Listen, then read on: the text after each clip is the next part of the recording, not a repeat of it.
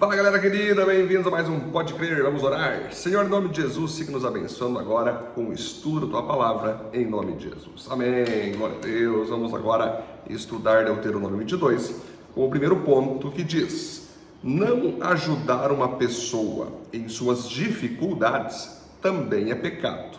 Se a vaca ou o carneiro do israelita fugir do dono e você vir o animal andando solto, não faça de conta que não viu, leve-o de volta ao dono. Se o dono morar longe ou se você não souber quem é, leve o animal para casa e fique com ele até que o dono venha procurá-lo. Então entregue-o a ele.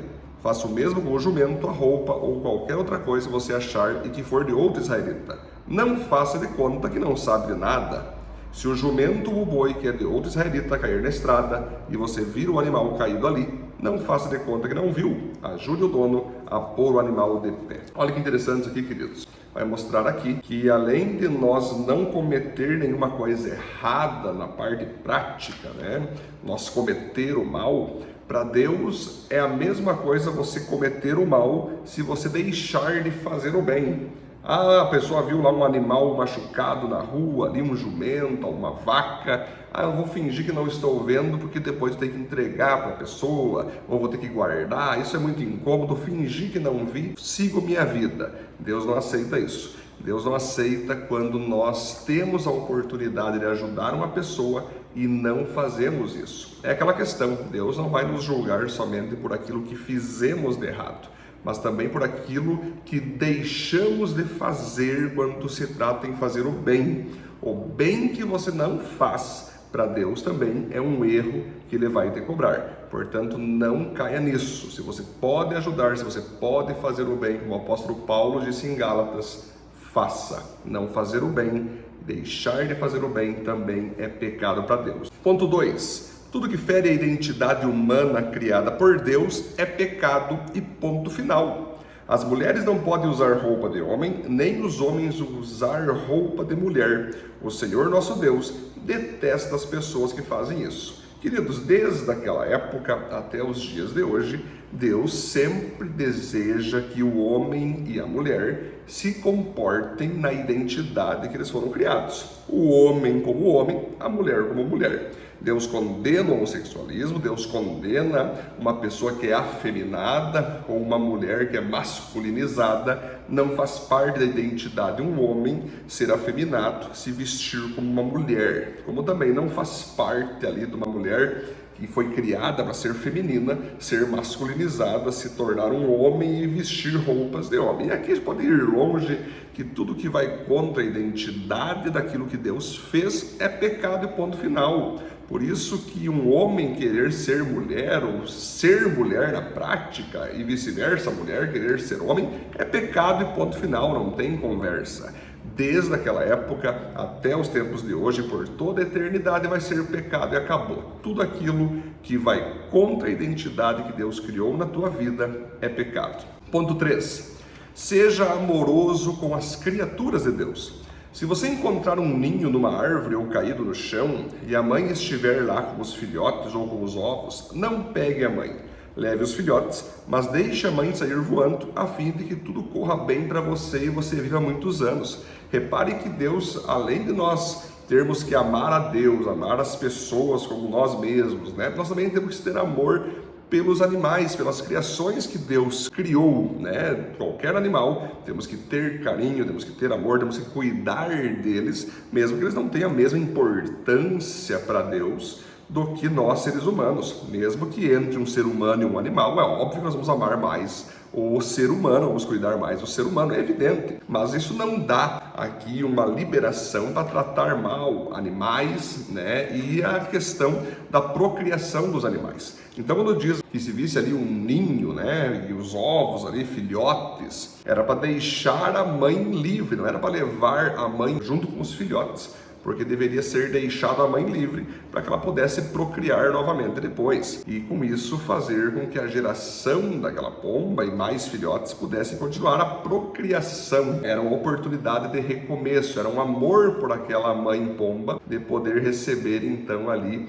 a oportunidade dela seguir com a procriação da espécie. A ideia de Moisés era o seguinte, eles não permitir que a espécie se tornasse muito gigante ao ponto de atrapalhar ali o povo de Israel, mas não era para eliminar a espécie, trazer extinção da espécie, era para liberar a sequência da procriação dessa espécie, né? O ponto 4, você é responsável pelo cuidado e proteção de quem está ao seu redor. Olha só, quando você construir uma casa, coloque uma grade de madeira em volta do terraço. Assim você não será culpado se alguém cair dali e morrer. Naquela época, quando os israelitas faziam suas casas, algumas casas eram parecidas com mini prédios, né? Que precisava ter janela, ter sacada, e se eles não fizessem ali uma sacada, madeiras, armações, uma criança poderia estar brincando lá de cima e cair, poderia acontecer isso. Então era necessário que aquele pai e aquela mãe pudessem fazer ali proteções ao redor daquela casa para garantir a proteção, principalmente das crianças que estivessem naquela casa. Então é assim que funciona. Quando nós trazemos uma pessoa para a nossa casa, desde nossos familiares que moram conosco, nós que somos os homens, os pais, né, o sacerdote do lar, nós temos que prover segurança para nossos familiares que moram ali. Quando vamos levar alguém nos visitar com crianças, temos que ter uma casa que esteja bem segura, temos que ter ali o mínimo de proteção e segurança, porque qualquer coisa que vier a acontecer, queridos, a culpa é daquele homem que trouxe aquelas pessoas lá para dentro. No momento que as pessoas entram na tua casa, quem tem que garantir a proteção e a segurança delas é você. Portanto, como está a tua casa? Como estão as áreas de segurança, de proteção? Como as pessoas se sentem na sua casa? Ela é uma casa protegida? É uma casa bem localizada? Como você consegue analisar isso? E não só na parte da casa, é na parte da vida social. As pessoas se sentem seguras contigo, se sentem seguras quando estão com a tua família, você traz proteção a elas, você é fiel, você é leal a elas.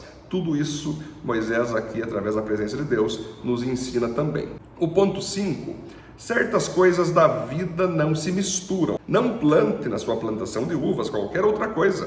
Se você fizer isto, está proibido de aproveitar tanto as uvas como aquilo que as outras plantas produzirem. Você terá de entregar tudo aos sacerdotes. Não ponha junto um boi e um jumento para puxar o arado. Não vista roupa feita de tecido, de lã e de linhos misturados.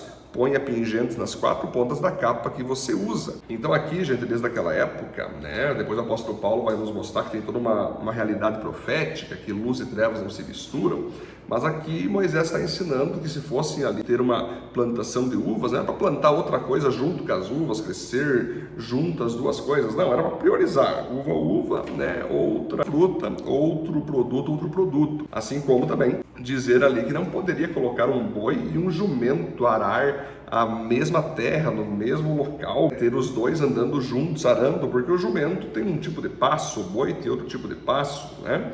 O jumento tem um tipo de comida, o boi tem um tipo de comida, se um caminha mais rápido que o outro, isso poderia dar uma bagunça, um poderia morrer antes que o outro, não seria legal, não foi criado para isso. Deus não quer essas misturanças que acabam trazendo desigualdades, né?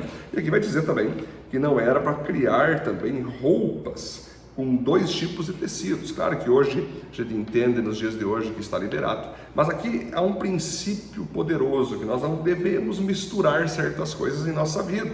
Por exemplo, nós somos cristãos, nós temos que refletir a santidade de Deus. Portanto, nós não podemos misturar Deus com práticas mundanas. Não podemos misturar práticas santas com práticas pecaminosas. Existe um autor que fala o seguinte, que estamos vivendo uma geração nos dias de hoje que está cada vez mais apaixonadas por Deus sem querer largar as paixões do mundo. E isso não tem como misturar. Luz e trevas não se misturam. Essa é uma das coisas que não pode acontecer. Ou nós somos cristãos, ou nós não somos cristãos. Ser cristão e não cristão ao mesmo tempo não funciona. Essa que é a parte do ensino aqui desse ponto 5, ok? O ponto 6, então, seja santo, pois Deus é santo. Pode acontecer que um homem case depois de ter relações com a mulher, não queira mais saber dela. Aí comece a caluniá-la e a dizer mentiras contra ela, afirmando que não era virgem quando casaram. Nesse caso, os pais da moça irão falar com os líderes da cidade e, no lugar de julgamento na praça pública, mostrarão um lençol com as manchas de sangue que provam que a moça era virgem quando casou. E o pai dirá aos líderes: dei minha filha em casamento a esse homem, mas ele não quer mais saber dela, e começou a caluniá-la, dizendo que ela não era virgem quando casaram. Pois vejam aqui a prova de que minha filha era virgem. E os pais estenderão o lençol em frente dos líderes e o farão pegar uma multa de 100 barras de prata. Essa quantia será dada ao pai da moça. O homem será castigado porque caluniou uma virgem israelita. Além disso, ela continuará sendo sua mulher e ele nunca poderá mandá-la embora. Mas se for provado que a moça não era virgem, aí os líderes a levarão para perto da porta da casa do pai e os homens da cidade a matarão a pedradas. Ela fez uma coisa vergonhosa no meio do povo de Israel. Antes de casada e enquanto ainda vivia na casa do pai, ela teve relações com um homem. Assim vocês tirarão o mal do meio do povo de Israel. Se o homem casado for encontrado na cama com a esposa de outro, os dois serão mortos, o homem e a mulher. Assim vocês tirarão o mal do meio do povo de Israel. Se numa cidade for encontrado um homem tendo relações com uma moça que tenha casamento contratado com outro homem, leve os dois para fora da cidade e ali os matem a pedradas. A moça deve morrer porque não gritou pedindo socorro, e o homem porque desonrou uma moça prometida a outro. Assim vocês tirarão o mal no meio do povo de Israel. Mas se foi no campo que o homem forçou a moça, então só ele será morto. Não façam nada com a moça, pois não merece a morte. O caso dela é como o de um homem que é morto por outro. A vítima não tem culpa do crime. O homem forçou a moça no campo. Ela gritou pedindo socorro, mas não havia ninguém para socorrê-la. Se um homem forçar uma virgem que ainda não tenha casamento contratado e o caso for descoberto, então o homem pagará ao pai da moça 50 barras de prata, que é o preço de uma virgem. Ele a forçou e por isso ela será sua esposa, e ele nunca poderá mandá-la embora.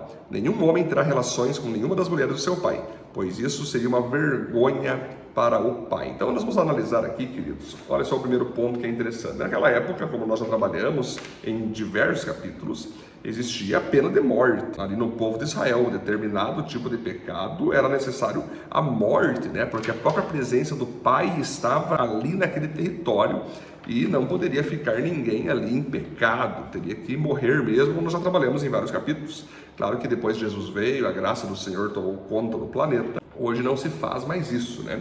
Hoje a morte, ela é espiritual, ela é emocional, né? Claro que determinados pecados, nos dias de hoje, sim, ainda tem o cultivo da pessoa acabar partindo, né? Morrendo e tudo mais como consequência. Mas nessa época, era uma época aqui patriarcal, lá da época do Pentateuco. Mas os princípios ficam.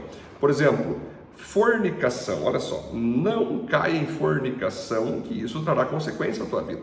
Fornicação é quando você acaba se relacionando sexualmente antes do casamento. O sexo é algo dado por Deus, o prazer sexual é algo criado por Deus, que deve ser usufruído e é um prazer maravilhoso que Deus deu. Mas isso deve ser feito após o casamento, quando você decidiu que pessoa que você vai ter pro resto da vida e com a qual você vai ter esse relacionamento. Se você ainda não assumiu uma pessoa e está se relacionando antes de assumi-la, isso é fornicação. Então aqui vai mostrar que todo ato de fornicação é condenável, deve haver arrependimento, pedido de perdão a Deus e se livrar disso. Só que aqui também diz o seguinte, queridos, que se uma pessoa te caluniar, falar mal de você, mentir sobre você, você deve se defender mesmo, deve pedir para tua família te defender, porque, por exemplo, aqui tem um caso que o homem disse, essa mulher que eu casei não era virgem quando casei com ela. Ele mentiu, porque no lençol ali estavam as marcas de sangue, que naquela época tinha essas provas através do lençol. E aí, assim que é provado que o homem mentiu, ele teria que pagar uma multa para o pai e manter-se casado com aquela mulher. Então, calúnias, queridos, nós temos que sempre se levantar contra, né? Levantar, falar a verdade, não aceite que pessoas mintam a teu respeito. Não aceite que pessoas tentem manchar a tua reputação. Por mais que faz parte da vida cristã perseguições, não permita, fale a verdade, fale o que está acontecendo, fale aonde estão as mentiras, não fique omisso quando alguém falar mal de você. E também, aqui diz para não adulterar, aqui diz claramente que se um homem for pego, né, se relacionando com uma mulher, e aqui independente se é casado, se não é casado, estão ali adulterando, né, uma das partes é casado ou duas das partes é casado, devem ser ali castigados, né? Ali naquela época até mortos seriam, mas isso mostra que de fato tanto a fornicação faz mal para a pessoa, para aquele casal que vem a casar depois, como aquelas pessoas que são casadas, fizeram um pacto de fidelidade com um cônjuge, mas acabam se relacionando por fora com outra pessoa. Isso é digno de desaprovação, de castigo mesmo, e quando essas pessoas são pegas nesses atos, elas devem confessar seu pecado, confessar para os ambos que se envolveram, para ambos os familiares envolvidos ali, e buscar a restauração do casamento,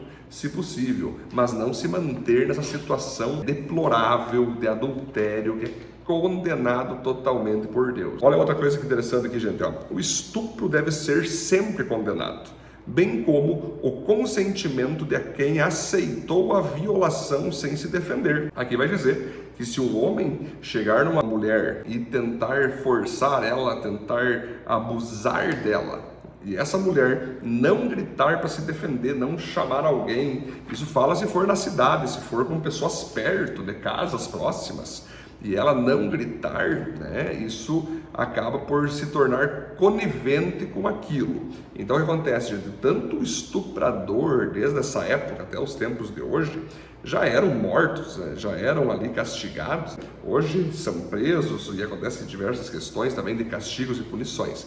Então, uma pessoa que força a outra a fazer o que ela quer, né, tanto na área sexual como também na área moral, na área espiritual, tem diversos tipos de estupro, né, estupro físico mesmo, sexual, estupro moral, né, obrigar as pessoas a fazer aquilo que ela quer, estupro espiritual, mandar na vida espiritual uma pessoa, estupro financeiro, obrigar pessoas a pagar aquilo que elas não querem, né, ou dar dinheiro que elas não querem. São diversos tipos aí de estupros, mas isso é condenável.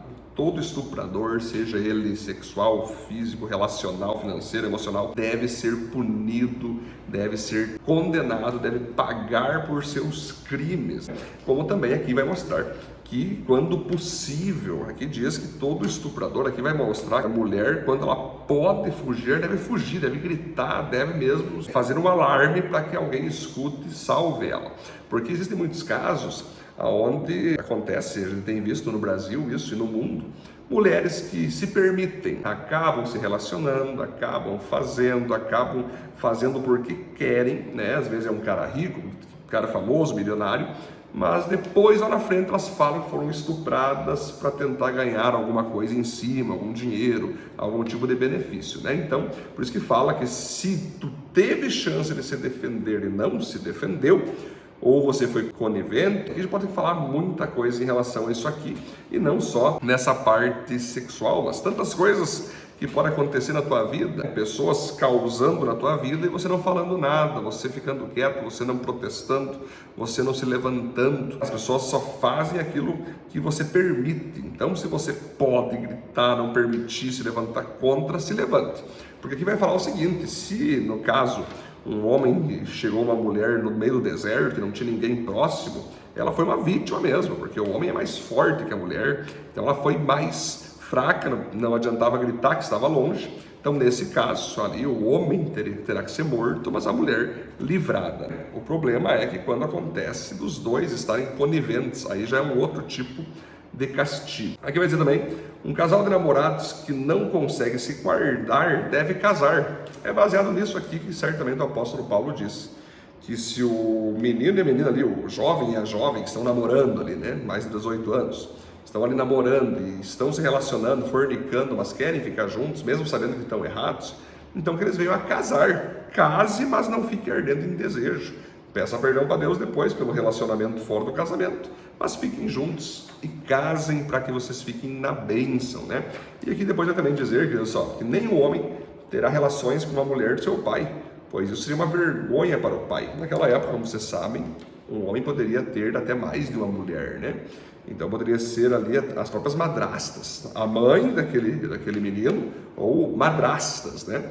Então seria vergonhoso o filho daquele pai ter relação com uma das suas madrastas. Algo vergonhoso, algo abominável, né? Que não pode, e como até hoje não pode ser aceito. Então tudo isso mostra a seriedade e a santidade que Deus tem através da sua palavra, buscando que a gente venha ser santos, puros, íntegros, pessoas de caráter, pessoas que de fato se preocupam com o próximo, pessoas que refletem a glória de Deus. Vamos orar? Senhor, obrigado por esse estudo maravilhoso de Deuteronômio 22, que o Senhor siga nos abençoando sempre, para refletirmos a tua glória, refletirmos a tua santidade, a tua pureza, em nome de Jesus. Amém. Amém, queridos? Deus abençoe. Até o nosso próximo Pode Crer. Valeu!